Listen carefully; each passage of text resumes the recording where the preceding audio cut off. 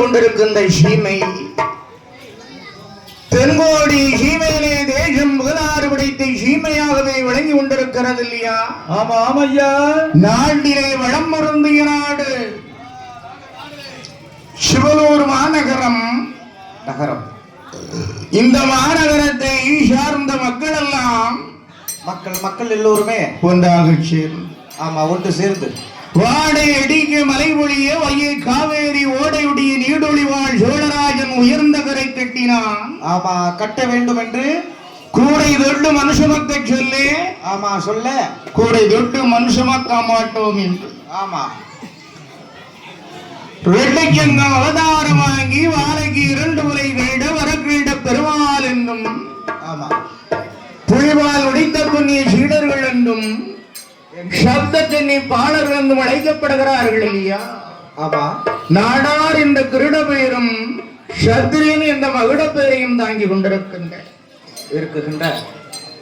சத்ரிய வம்சத்து மக்கள் எல்லாம் ஒன்றாக சேர்ந்து அழகான ஒய்யார ஒரு வனம் தானே? சரியான வனம்.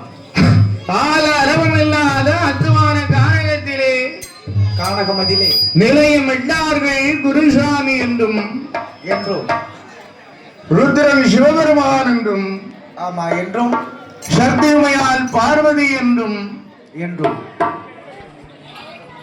முட்டு பேச்சு என்பதாகவும் திருட்டு சாமி பாதகர சுவாமி என்பதாகவும் மாஷான வேட்சி என்பதாகவும் தலைமையாக போத்தி சுடலை என்று ஒரு நிலையமிட்டிருக்கிறார்கள். இருக்கிறார்களே.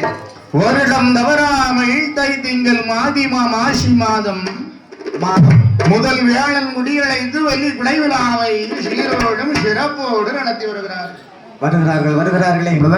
அம்மா ஏற்கனவே வந்திருக்கிறோம் நிறைய நேரம். ஆனா கொஞ்சம் இடைவெளி விட்டு தான் வருவோம். அப்பதான் அழைப்பு கொடுக்குறாங்க. அதனால் இந்த கல்யாண வாழலிலே ஆண்டவனுடைய திருக்கல்யாண வாழலில் ஆண்டவனுடைய பிறப்பை பாட திருக்கதையை பாட பழநிலை சொல்வார்கள் இல்லையா? காவி ஆட வேண்டுமானால் அங்கே கடியான் கூத்திருக்க வேண்டும். மாடன் ஆடணும்னா மகடாட்டம் இருக்கணும். அதனால் நம்மளை அழைத்து வந்திருக்கின்றார்கள் இந்த ஆலயத்தை சார்ந்தவர்கள் விழா கமிட்டியாளர்கள். 6 சக்திக்கண்ணனுடைய மைனருள் இடபாட்டி ஏற்பாடு செய்த விழா கமிட்டியாளர்களுக்கும் கண்டிப்பா அழைப்பை ஏற்று அண்ணாயுடைய அழைப்பை ஏற்று வந்த திரு கார்த்தி அவர்களுக்கும் கண்டிப்பா அலங்கார நம்பிபத்து மாரியப்பன் அவர்களுக்கும் அடைக்கலம் அவர்களுக்கும் இது யாரு வெள்ளப்பாண்டி சிறந்தான நன்றியை தெரிவித்துக் கொண்டு ஆண்டவன் பிறந்து வர வேண்டும். சும்மா வருகிறானா?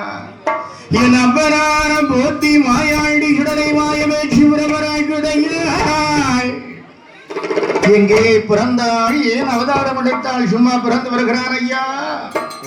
எப்படி வாராம் பாருங்கள் கையில நல்ல கையிலை